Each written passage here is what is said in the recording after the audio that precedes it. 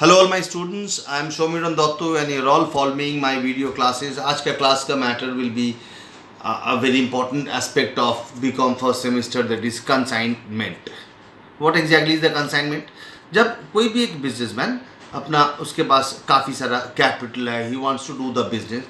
Say for example उनको यहाँ से माल खरीदना है, say वेस्ट बंगाल से माल खरीदना है, बट उनको सेल करना है मुंबई में. तो what he is going to do is he have to purchase goods from West Bengal and it's not possible for him to go to Mumbai to sell the goods. तो क्या करेंगे, ये माल को इधर खरीद के वो एक जन को भेज देगा जिसको हम लोग सेलिंग एजेंट बोलते हैं. तो उसको वो माल भेज देगा, वो उस माल को बेचेगा और बेच के जो पैसा रियलाइज होगा वो वापस करेगा. इन द प्रोसेस जो आदमी जिसको माल भेजा गया जो आदमी वो माल सेल करेगा मुंबई में, उसको एक एक कमीशन दिया जाएगा, सेलिंग कमीशन जिसको हम लोग बोलते हैं. सो ये जो सिस्टम है of purchasing the goods from one place and selling it in another place by way of appointing a selling agent is nothing but a relation of consignor and consignee. इधर consignor कौन है? Who is the consignor? The person who is purchasing the goods from Bengal. Who is the consignor? He is the main owner of the business. Consignor को main owner of the business बोला जाता है. और he is sending goods to whom? To consignee, जिसने सिर्फ commission के लिए ये काम कर रहे हैं. सो ये है relation of the consignor and consignee and this process is called consignment. तो हम इधर परचेस कर रहे हैं, हमारे पास वो ऑप्शन नहीं है कि उधर जाके माल बेचने का. तो हम क्या किया, हमने एक जन को भेज दिया. माल को जब हम भेजेंगे तब हम पैसा नहीं लेंगे. माल को भेजने के बाद वो जब रियलाइज़ करेगा, सेल करेगा, तब जाके वो अपना पैसा वापस करेगा. नाउ क्वेश्चन इज, वो आदमी जो सेल कर रहा है उसको क्या क्या चाहिए? उसको अपना कमीशन चाहिए और साथ ही साथ वो जो भी एक्सपेंस करेगा, बियर करेगा, वो सब एक्सपेंसेस मेरे को बियर करना पड़ेगा, मतलब कंसाइनर को बियर करना पड़ेगा. All those expenses which will be incurred by the consignee for selling the goods have to be bear by the consignor. That's why that those expenses will be consignor's expenses. As well as consignor को और क्या देना पड़ेगा? एक commission देना पड़ेगा क्योंकि वो सेल कर रहे हैं उस माल को. तो सिंपल बात है, अगर वो ₹1,00,000 का सेल करता है मुंबई में जो एजेंट है, और अगर उसका एक्सपेंस बनता है 5,000 और कमीशन बनता है 10,000, तो 15,000 काट के बाकी अमाउंट वो मेरे को रेमिट करेगा, 85,000 कंसाइनर को रेमिट करेगा. सो this is the normal system of consignment, जहाँ पर हम लोग नॉर्मली बेसिकली ये बेसिक मैटर है, क्योंकि इसके बाद और भी बहुत सारा क्लॉजेज एंड कंडीशंस आएगा, प्रिंसिपल्स आएगा, टेक्निक्स आएगा. सो वो सब चीज़ के बारे में तो हम लोग बाद में डिस्कस करेंगे. But before that what we are going to discuss about is the basic matter of consignment, जिसमें हम क्या देखें कि हम इधर से खरीदेंगे माल, हम उस माल को भेज देंगे वहाँ पर, उधर एक कमीशन एजेंट रहेगा, जो एजेंट जिसको हम लोग कंसाइनी बोलते हैं, वो उस माल को रिसीव करेगा. रिसीव करने के बाद उसको वो स्टोर करेगा माल को अपना गोडाउन में. उधर जो भी एक्सपेंसेस होगा वो बियर करेगा, बट वो एक्सपेंसेस एक्चुअली वो मेरा एक्सपेंस होगा, क्योंकि वो जो एक्सपेंस उधर इनकर करेगा वो सब एक्सपेंसेस वो अपना सेल्स का पैसा में से काट लेगा, एज वेल एज अपना कमीशन भी काट लेगा. तो वो करने के बाद वो माल बेचेंगे. कोई भी माल अगर वो बेच नहीं पाया, प्रोवाइडेड अगर any goods remain unsold in the godown of consignee, it's not actually the clothing stock of consignee, it is the clothing stock of consignor. So इधर एंटायर एस्पेक्ट्स कंसाइनर को लेके है, क्योंकि he is the main owner of the business. आज हम लोग क्या देखेंगे? आज हम लोग देखेंगे कि कंसाइनर के बुक में कैसे जर्नल एंट्री होता है, कंसाइनर के बुक में कौन सा लेजर अकाउंट खोला जाता है, based on the journal entries definitely. But कौन सा ledger account, the important ledger account कौन सा खोला जाता है, वही हम लोग देखेंगे आज के क्लास में. तो बेसिकली आज के class will be all about the consignors book and as well as I will show you first the format, किस फॉर्मेट पे आपको करना होगा, कौन सा इंपॉर्टेंट लेजर आपको बनाना होगा कंसाइनर के बुक में. कंसाइनर मैंने अभी बताया था, the person who is sending the goods, who is the main owner of the business, who is the owner of this business. उसका बुक में आज हम लोग देखेंगे. और ये देखने के लिए पहले हमको जो दिखाना पड़ेगा कि फॉर्मेट दिखाना पड़ेगा कि कैसे इस सम को किया जाएगा, किस फॉर्मेट से किया जाएगा. उसके बाद I will do few sums, I will explain you few sums कि कैसे वो सम्स को किया जाता है. So let me show you the format first.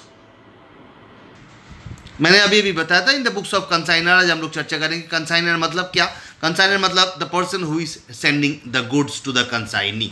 तो इधर in the books of consignor consignment account, जिसमें एक कंसाइनमेंट अकाउंट बनाया जाएगा. बेसिकली एक्चुअली दो इंपॉर्टेंट लेजर अकाउंट बनाया जाता है.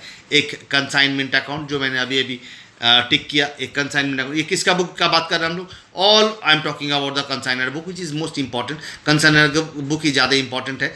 कंसाइनमेंट अकाउंट, जिसके थ्रू वो अपना प्रॉफिट और लॉस डिराइव जनरेट, कितना प्रॉफिट या लॉस हुआ वो निकालेंगे, मतलब उसका मतलब किसका, कंसाइनर का।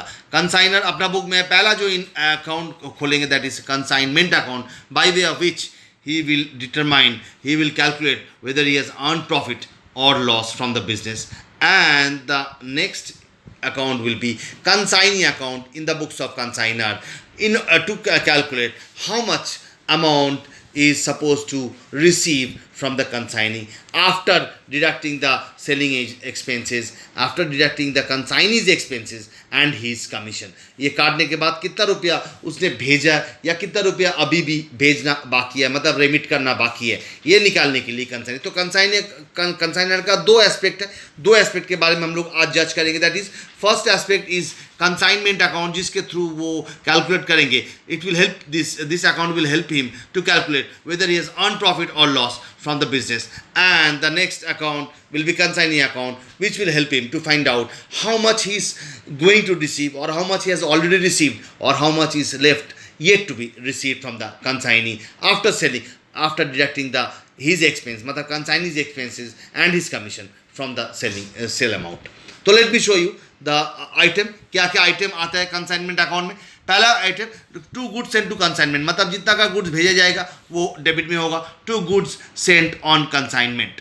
उसके बाद कंसाइनर का जो जो एक्सपेंसेस होगा टोटल में हम लोग लिख देंगे टू बैंक कंसाइनर्स एक्सपेंसेस, वो हमने लिख दिया। उसके बाद टू कंसाइनी जब हम लोग लिखेंगे, मतलब this are all consignees expenses and consignee को कितना कमीशन दिया जाएगा। इधर कंसाइनी का एक्सपेंस मैंने लिखा, ऑर्डिनरी कमीशन मैंने लिखा, डेल क्रेडिट कमीशन मैंने लिखा। ये सब जो कमीशंस है, डेल क्रेडिट कमीशन, इसके बारे में हम लोग काफ़ी सारा चर्चा करेंगे, बट राइट नाउ आज हम लोग ऐसे कोई चर्चा नहीं करेंगे डेल क्रेडिट कमीशन के बारे में, because it's a vast matter कि why del credit commission is been given apart from the ordinary commission. But इधर आप लोग इतना जान के रख दो कि इधर दो किस्म का कमीशन मिल सकता है कंसाइनी को।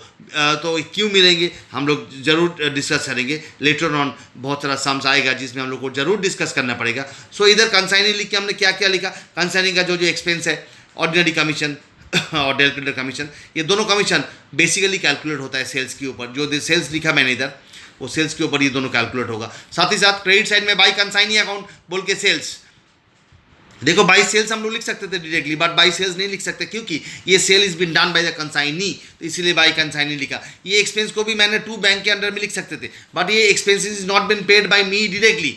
ये एक्सपेंस जो है, ये जो कंसाइनी का एक्सपेंस है, ये कंसाइनी ने एक्सपेंस मीट किया और अब हमको देना पड़ेगा, इसीलिए मैंने टू कंसाइनी बोल के इस एक्सपेंस को दिखाया। साथ ही साथ बाई कंसाइनी बोल के मैंने सेल्स को दिखाया। बाई अनसोल्ड स्टॉक नोट्स, ये नोट ये हम लोग देखेंगे जरूर, जब अनसोल्ड स्टॉक कैलकुलेशन सिखाएंगे तब आप लोगों को हम दिखाएंगे। By unsold stock abnormal loss अगर कुछ होता है तो फिर इंश्योरेंस क्लेम छोड़ के बाकी पोर्शन को बाई पीएल में ट्रांसफर करना पड़ेगा और इंश्योरेंस क्लेम को इंश्योरेंस क्लेम में लिखना पड़ेगा। दैट मीन्स फॉर एग्जांपल अगर 10,000 का गुड्स लॉस्ट होता है और अगर 8,000 का इंश्योरेंस क्लेम मिलता है तो फिर बाई इंश्योरेंस क्लेम बोल के 8,000 लिखेंगे और बाद बाकी जो 2,000 लॉस है वो बाई पीएल करके लिख देंगे एबनॉर्मल लॉस। तो क्वाइट ऑब्वियस, इधर ये जो हमने कैलकुलेशन दिखाई इसके बारे में भी हम लोग बाद में चर्चा करेंगे। फिलहाल ये बैलेंस का आउट करने से ही आपका प्रॉफिट आ जाएगा। इधर अगर लॉस आता है तो इस तरफ लिखना पड़ेगा, इस तरफ लॉस, इस तरफ profit, 2PL profit on consignment. So this is how you have to draw, it's basic proforma of format of a consignment account that will be healthy and helpful for you when you will be doing the sums. So I will request all of you to write down this format. If not written in your copy, then please do write it down. तो इधर by consignee किया, to consignee किया, तो quite obvious अगर consignee account बनाता है तो इसको हम लोग इधर लिखेंगे और ये टू कंसाइनी को हम लोग, ये जो बाई कंसाइनी है इसको इधर लिखेंगे और टू कंसाइनी जो है उसको इधर लिखेंगे। लिखने के बाद अल्टीमेटली हम लोग को अगर कुछ एडवांस मिला है in the form of bank draft, cheque या बिल्स, तो ये लिखेंगे और उसके बाद फाइनल रेमिटेंस अगर मिल जाता है in the form of bank या बिल तो वो लिखेंगे फाइनल रेमिटेंस। एडवांस मिलने से ये बाई बैंक, क्योंकि हम लोग को एडवांस मिल रहा है, हम लोग को मतलब ये किसका बुक में कर रहा हम, कंसाइनर का बुक में कर रहा है। कंसाइनर को अगर कोई भी एडवांस मिलता है तो एंट्री क्या होगा, bank account debit to whom, from whom he is receiving, from consignee, तो bank account debit to consignee. और फर्दर अगर फाइनल रेमिटेंस जो भी मिलने वाला है अगर मिल चुका है तो उसका भी एंट्री वही होगा, bank account debit to consignee. So this is all about a basic format of the consignment account and consignee account both in the books of consigner, जिसके बारे में आज हम लोग चर्चा किया, उसी के ऊपर हम लोग कुछ सम्स भी देखेंगे आज, और वो देखने के बाद आई होप आप लोग का आज का जो मैटर होगा वो क्लियर हो जाएगा. So let me show you the solution of the very first sum from my mat in page number 138. This is sum number 1. Amarnath Adak of Asansol consigned goods to the value of 80,000 to Siliguri agent Sailen Sarkar. मतलब इधर Amarnath आदक is the consignor, जिसका book में हम लोग consignment account खोलेंगे, और सैलन सरकार is the commission agent, जिसको हम लोग कंसाइनी बोलते हैं, जिसको माल भेजा गया है. एंड इनकर 2000 एज कैरेज, 2000 लोडिंग एंड 800. मतलब ये जो एक्सपेंसेस इनकर किया, ये कौन इनकर किया? कंसाइनर ने इनकर किया माल भेजने के लिए. The goods reached this on good condition. सरकार incurred ₹500 as unloading and carriage to go down. मतलब ये कंसाइनी का एक्सपेंस है, but actually it have to be made by the consignor afterward. मतलब ये पैसा कंसाइनर को ही देना पड़ेगा. फिलहाल तो कंसाइनी इसको पे कर रहा है, बट वो काट लेगा अपना सेल्स में से. सरकार ने ये अकाउंट सेल्स भेजा, जिसमें से वो 1,20,000 में पूरा माल को सेल कर दिया, और उसका दूसरा एक्सपेंस 4,000 हुआ, और सेलिंग एक्सपेंस 2,000 हुआ, गो डाउन रेंट हुआ इतना. मतलब इतना सारे एक्सपेंसेस हुआ है, ढेर सारे एक्सपेंसेस सरकार ने किया है, जो कि सब ultimately to be made by the consignor, that is Amarnath, and commission is 10% of sales. So इधर इट्स अ जर्नल एंट्री बोला है, बट हम लोग जर्नल एंट्री नहीं करेंगे. हम लोग स्ट्रेट फॉरवर्ड दिखाएंगे कि अमरनाथ आदक के बुक में 2 इंपॉर्टेंट लेजर अकाउंट दिखाएंगे. एक कंसाइनमेंट अकाउंट, जिसके थ्रू वो निकालेंगे कि कितना प्रॉफिट हुआ या कितना लॉस हुआ, whatever it is, and then one सैलन Sarkar account, it is consignee account, जिसके थ्रू ये पता चलेगा कि सैलन सरकार से उसको अल्टीमेटली कितना पैसा वापस मिलने वाला है. So let me show you the solution. So ऊपर में लिखा है as usual books of Amarnath, that is books of consignor, consignment account. First consignment account में 2 गुड्स सेंट ऑन कंसाइनमेंट, 80,000 का गुड्स सेंड किया गया. अभी हम लोग देखा बुक्स में दिया हुआ है, सम में दिया हुआ है 80,000 का गुड्स अमरनाथ ने सैलन सरकार को भेजा है. तो 2 गुड्स सेंट ऑन कंसाइनमेंट 80,000. साथ ही साथ उसने खर्चा किया, कंसाइनर ने खर्चा किया कुल मिला के 3,000. देखिए, to bank 2,000 for carriage, 200 for loading and 800 for other expenses. कुल मिला के इट इज 3,000. तो 2 bank 3,000 expenses, total expenses made by the consignor, इसीलिए 2 बैंक लिख दिया. उसके बाद सैलन सरकार का बहुत सारे एक्सपेंसेस है, साथ ही साथ उसका कमीशन भी है, तो एक साथ हमने लिख दिया 2 सैलन सरकार. एक्चुअली मैंने फॉर्मेट में लिखा था 2 कंसाइनी, बट इधर कंसाइनी का नाम दिया हुआ है, इसीलिए उसका नाम लिखना पड़ेगा 2 सैलन सरकार बोल के. क्या क्या लिखा? कैरेज, उसका expenses, other expenses 4,000, godown rent, selling expenses, godown rent, sundry expenses, and commission as well. Commission 10% on sales. कितना रुपया में सेल किया था, इधर एक बार दिखा दे सेल्स का रिकॉर्ड. बाई सैलन सरकार सेल्स का रिकॉर्ड मैंने ऑलरेडी कर चुके हैं. तो बाई सैलन सरकार बोल के सेल्स, नॉर्मली मैंने क्या लिखाया था फॉर्मेट में, बाई कंसाइनी, बट इधर कंसाइनी का नाम ही सैलन सरकार. तो बाई सैलन सरकार बोल के सेल्स लिख दिया 1,20,000, और उसके ऊपर 10% का कमीशन जरूर मिलेगा, क्योंकि ये कमीशन एजेंट है. Consignee is nothing but a commission agent. तो 10% ऑफ 1,20,000, दैट कम्स टू 12,000. तो ये कुल मिला के जो इनर कॉलम में मैंने लिखा है एक्सपेंसेस एंड कमीशन, वो कम्स टू 19,000 मैंने इधर लिख दिया. और लिखने के बाद अल्टीमेटली और कोई भी आइटम नहीं है जिस आइटम को लेके हम लोग रिकॉर्ड करना पड़ेगा कंसाइनमेंट अकाउंट में. सो अल्टीमेटली जो बैलेंसिंग करेंगे, बैलेंसिंग करने से इधर बैलेंस आ रहा है, that is come to be a profit on consignment of Amarnath आदक.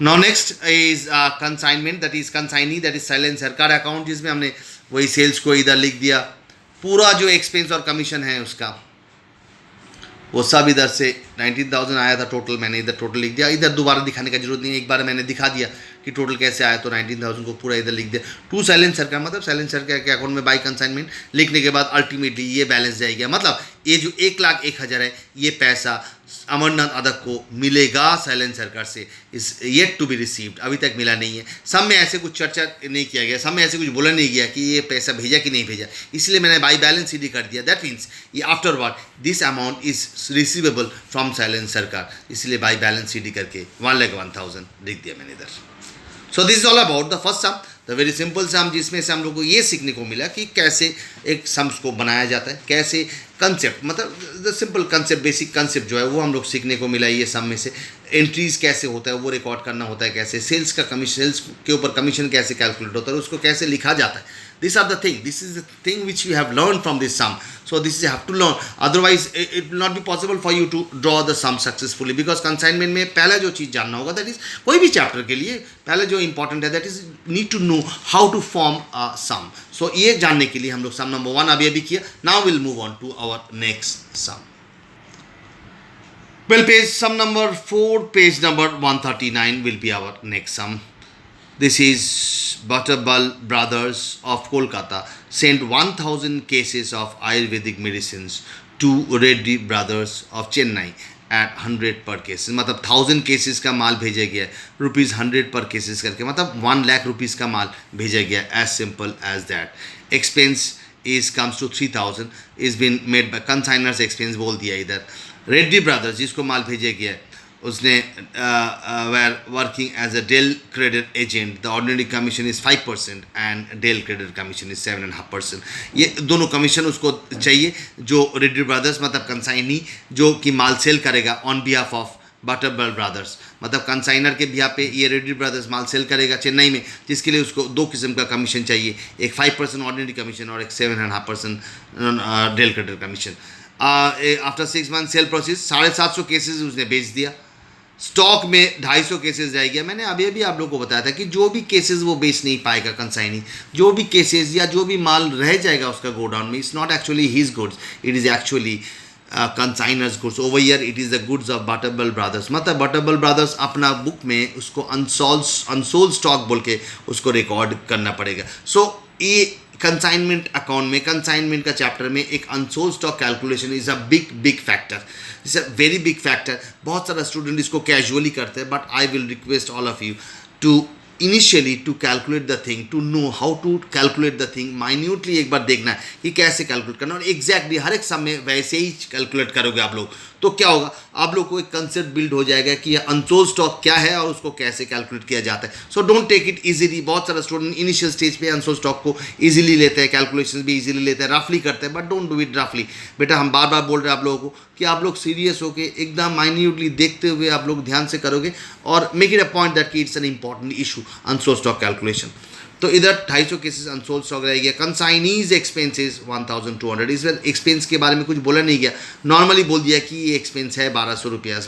उसके बाद बैंक ड्राफ्ट ऑफ 1,000 सेंट, मतलब 1 लाख रुपया का एक बैंक ड्राफ्ट भेजा गया है। कौन भेजा है? रेड्डी ब्रदर्स ने भेजा है बटरबल को, मतलब ये मिला है। तो ये जो एडवांस मिला है, मतलब ये जो बैंक ड्राफ्ट मिला है, ये सिंपल बात है, ये जब हम लोग कंसाइनी अकाउंट मतलब रेड्डी ब्रदर्स अकाउंट खोलेंगे तब उसी में रिकॉर्ड होगा, क्योंकि कोई भी रेमिटेंस का कोई भी अमाउंट जो भेजा जाता है कंसाइनी ने जो कंसाइनर को भेजेंगे, उसका कोई भी रिकॉर्ड कंसाइनमेंट अकाउंट में नहीं होता है। हम लोग देख चुके ऑलरेडी कि any sort of advance, any sort of amount received from the consignee will not be recorded in the consignment account. So हम लोग देखेंगे इधर दो लेजर अकाउंट, एक कंसाइनमेंट अकाउंट और एक कंसाइनी अकाउंट, दैट इज एक कंसाइनमेंट अकाउंट और एक Reddy brothers account. So let me show you this two account. So this is books of B brothers, Butterball brothers consignment account.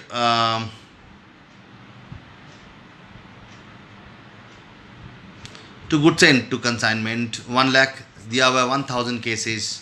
इधर लिख सकते हो आप लोग 1,000 @100 करके लिख सकते हो, लिख के रख दो तो फिर क्लियर हो जाएगा. 1 लाख रुपीज़ का माल सेंड किया गया. बटरबल ब्रदर्स मतलब कंसाइनर का खर्चा हुआ 3,000, साफ साफ बोल दिया गया है. उसका सेल्स है 1,50,000, 750 केसेस उसने इतना रुपया में सेल किया. तो बाय रेड्डी ब्रदर्स 1,50,000, और टू रेड्डी ब्रदर्स बोल के उसका एक्सपेंस हुआ 1,200, ऑर्डिनरी कमीशन बोल दिया गया 5% on this, and del credit commission is 7.5% of this. ये तीनों को कैलकुलेट करते हुए 19,950 आ गया इधर।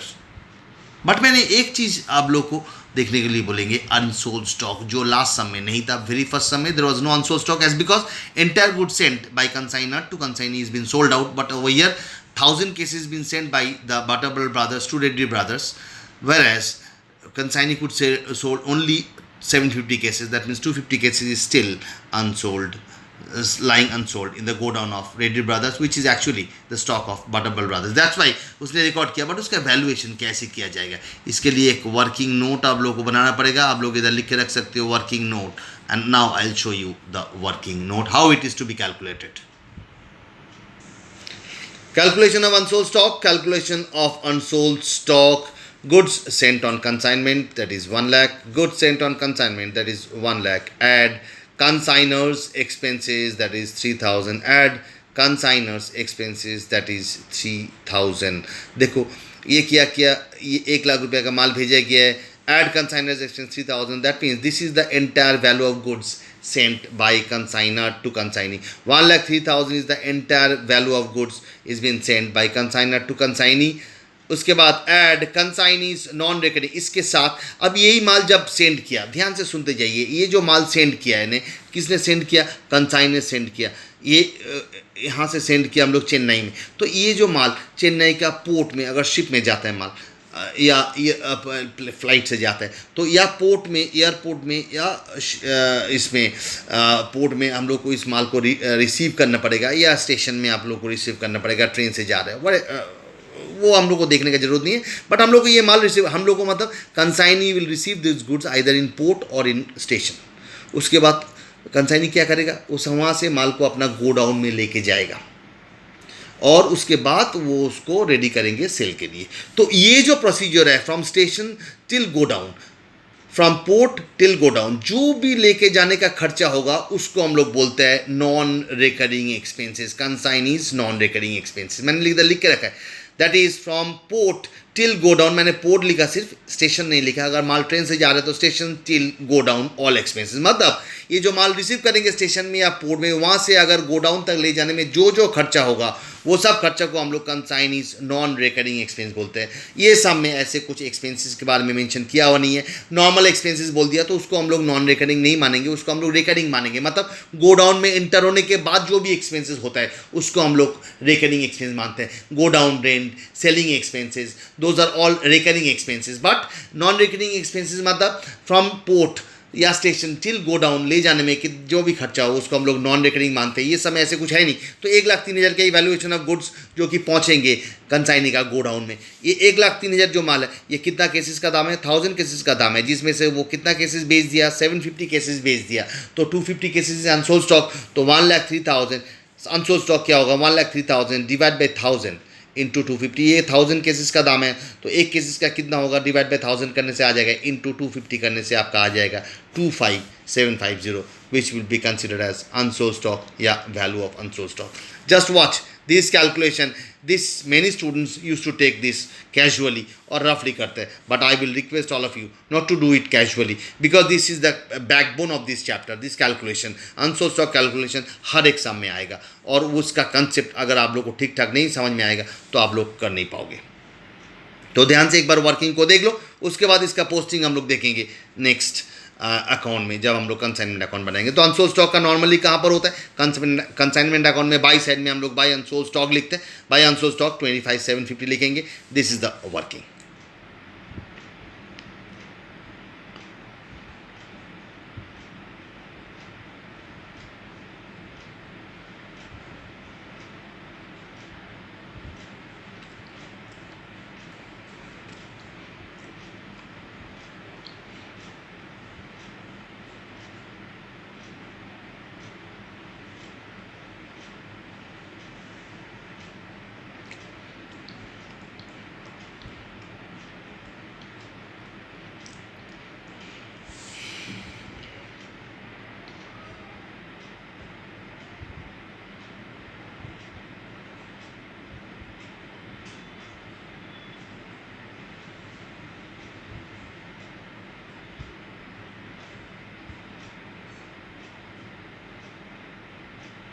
Now let me show you the consignment account.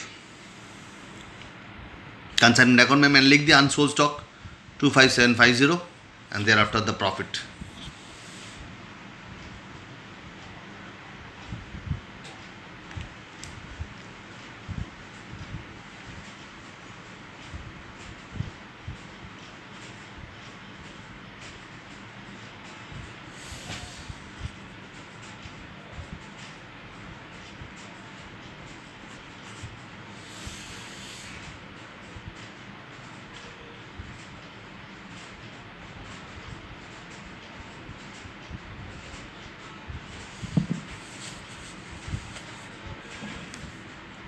उसके बाद रेड्डी ब्रदर्स में एज यूजुअल जैसे नॉर्मली हम लोग करते हैं, करने के बाद हम लोग बैंक ड्राफ्ट बोल दिया गया, बैंक ड्राफ्ट 1 लाख का भेजा और बाद बाकी जो बैलेंस रह जाएगा उसको बैलेंस बोल के लिख देंगे, बाद में हम लोग को पैसा मिल जाएगा.